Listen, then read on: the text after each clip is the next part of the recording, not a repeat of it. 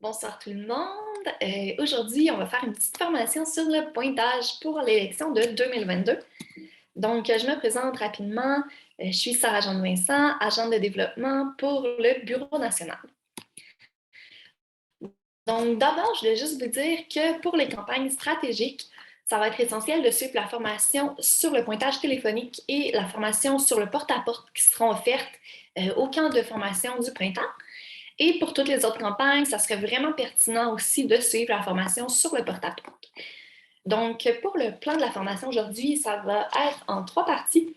D'abord, juste voir une petite distinction entre ce que vont faire les campagnes, le national versus le local. Ensuite, ça va être le pointage puis ses diverses formes. Et finalement, le ciblage et une courte conclusion. Donc, allons-y. D'abord, l'objectif de Québec solidaire, c'est évidemment de gagner des nouveaux sièges pendant la campagne électorale, mais aussi d'augmenter nos appuis dans l'ensemble du Québec. Pour atteindre ces objectifs-là, la campagne nationale et les campagnes locales jouent toutes les deux un rôle super important, mais différent. La campagne nationale, notamment grâce à la tournée, à la visibilité des porte-paroles et des députés, et à la présence au débat des chefs, ont une couverture médiatique vraiment importante qui permet aux partis de porter son message auprès des électeurs et électrices partout au Québec. Donc, elles jouent un rôle déterminant dans la capacité à alimenter nos intentions de vote. Les campagnes locales, quant à elles, jouent un rôle déterminant pour transformer les intentions de vote en vote réel. Donc, vous voyez déjà une certaine distinction entre les deux. Les campagnes locales sont, en fait, vont devoir faire ce qu'on appelle la sortie de vote. Et c'est ici. Donc, juste pour vous donner une idée, là, en 2018, le taux de participation était de 66,45 %. On doit s'assurer que tous nos sympathisants et toutes nos sympathisantes déposent un bulletin de vote dans l'urne. Chaque vote compte. Le travail doit être là. Donc, ce qu'il faut faire pour faire sortir le vote, c'est de contacter toutes les personnes qu'on a identifiées comme sympathisantes de Québec solidaire et leur rappeler d'aller voter, soit par téléphone, texto, porte-à-porte, un peu de tout. On leur dit, on leur rappelle, c'est important. Puis pour avoir cette sortie de vote efficace-là, il faut savoir qui sont nos personnes sympathisantes. Donc, il faut avoir fait préalablement un bon travail de pointage tout au long de la campagne. Ouh! OK, excusez-moi. OK, le pointage. Donc, le pointage consiste à identifier et consigner dans un logiciel les électeurs et les électrices qui ont l'intention de voter pour nous. Donc, en fait, c'est tout ce qui vise à recueillir et consigner des informations sur les intentions de vote des personnes qui vont voter dans votre circonscription. Surtout les personnes qui nous semblent favorables. Donc, on peut faire ce travail d'identification des intentions de vote à partir principalement de 2 listes distinctes. Donc, la base de données de Québec solidaire avec les membres et les contacts non membres et la liste électorale qui est fournie par le DGEQ. Sinon, il est aussi possible de faire du pointage hors liste ou auprès de l'entourage des personnes impliquées ou même en allant dans des lieux publics pour récolter des appuis et les consigner. Ce qui est important de noter, c'est que la liste, en fait, les listes fournies par le DGEQ ne contiennent pas les numéros de téléphone de la plupart des électeurs et électrices. Ça indique en fait le nom des personnes, le genre, l'âge et l'adresse des électeurs et des électrices. Puis ça, en fait, on est capable facilement là, de trouver les numéros de ligne fixe des gens qui sont comme toutes déjà intégrés à notre logiciel de pointage, mais pas les numéros de cellulaire. Puis ça, c'est quand même assez majeur pour nous parce que ça rend notre travail d'identification de nos sympathisants et sympathisantes beaucoup plus difficile parce que la plupart, en fait, en grande partie, on a des jeunes qui n'ont pas de ligne fixe. Donc, ça complique un petit peu là, notre travail, mais c'est pas si pire. On peut réussir à entrer en contact avec ces personnes-là, notamment en faisant du porte-à-porte. Donc, les associations peuvent, en amont, essayer de faire un travail, un effort pour récolter les coordonnées des jeunes en faisant, par exemple, des actions de signature de pétition, en s'alliant avec les associations de campus là, pour travailler là-dessus. Le pointage téléphonique, c'est l'action traditionnellement là, principale d'une campagne électorale qui vise à gagner. En fait, il s'agit de contacter tous et toutes les électeurs et électrices de la circonscription à partir de la liste électorale, tous ceux dont on a le numéro de téléphone, et leur demander si ces personnes-là comptent appuyer Québec solidaire.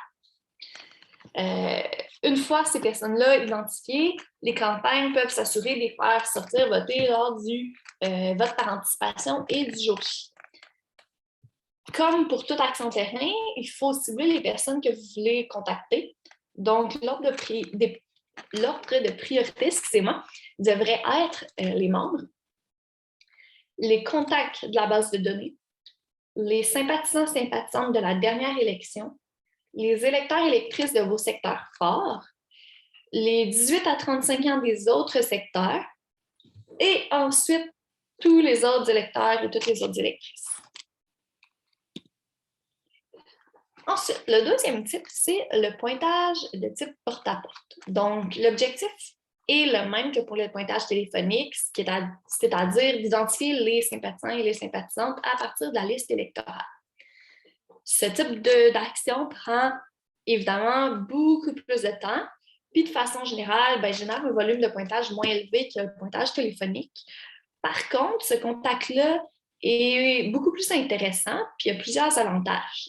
Donc, c'est plus humain, en fait. Ça permet de gagner, d'une certaine manière, là, de gagner parce qu'on convainc des indécis et des indécises plus facilement qu'au téléphone.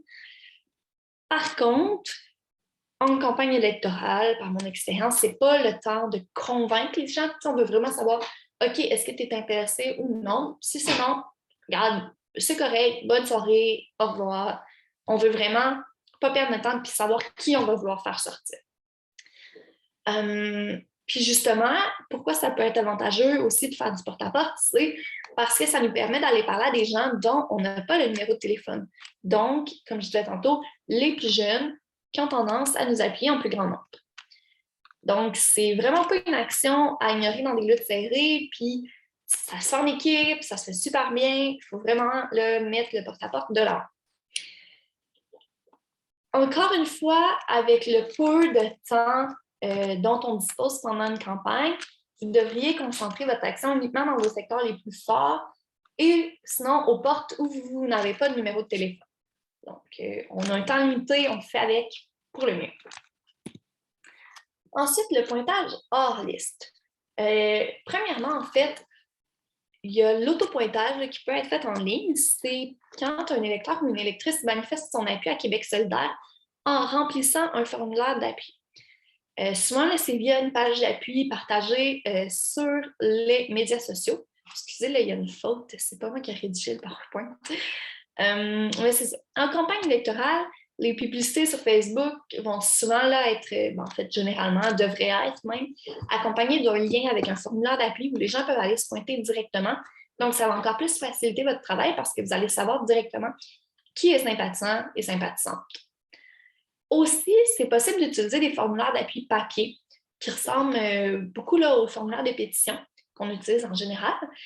Et ça peut être utilisé surtout quand vous faites des actions de visibilité comme du pointage ou comme du tractage. Ça vous permet de pointer les gens à qui vous tractez, qui sont intéressés, sans avoir la liste électorale là, sur vous. Ensuite, on a le pointage relationnel. En gros, là, c'est super facile. C'est là-dessus qu'on a basé les recrutanies. C'est de demander et surtout de consigner, qui est l'étape que les gens oublient souvent, les intentions de vote et les coordonnées des gens dans votre entourage, puis dans l'entourage des militants, militantes les plus impliqués. Donc, souvent, vos bénévoles ils ont un large réseau dans votre circonscription parce que c'est des gens impliqués.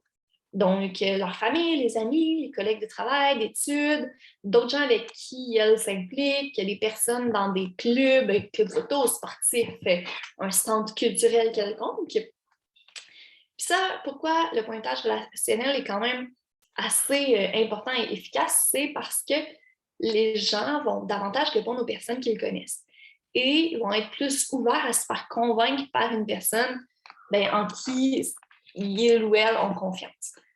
Mais comme je vous dis, il ne faut vraiment pas oublier de consigner les informations recueillies. Donc, ce qu'on conseille, en fait, c'est de remplir ces informations-là dans un fichier Google Sheet ou un autre fichier du genre. Là, nous, on utilise principalement Google Sheet. Puis, il y a même une formation là, sur la centrale, sur le pointage relationnel, si vous voulez en savoir plus. Sinon, le ciblage, comme je disais tout à l'heure, pour toutes les actions terrain, il faut cibler les personnes que vous voulez contacter. Donc, on cible les personnes qui ont le plus de chances de voter pour nous. C'est assez simple. Je peux vous répéter, là, si vous voulez, l'ordre de tantôt, parce que je l'ai dit assez vite, mais c'est d'abord les membres, ensuite les contacts de la base de données, non membres. Ensuite, les sympathisants-sympathisantes de la dernière élection, les électeurs électrices de vos secteurs forts, les 18 à 35 ans des autres secteurs, et finalement, le reste du monde. Donc voilà, j'espère que tout a été clair. Je vous souhaite une très belle élection, puis on se revoit probablement en camp de formation.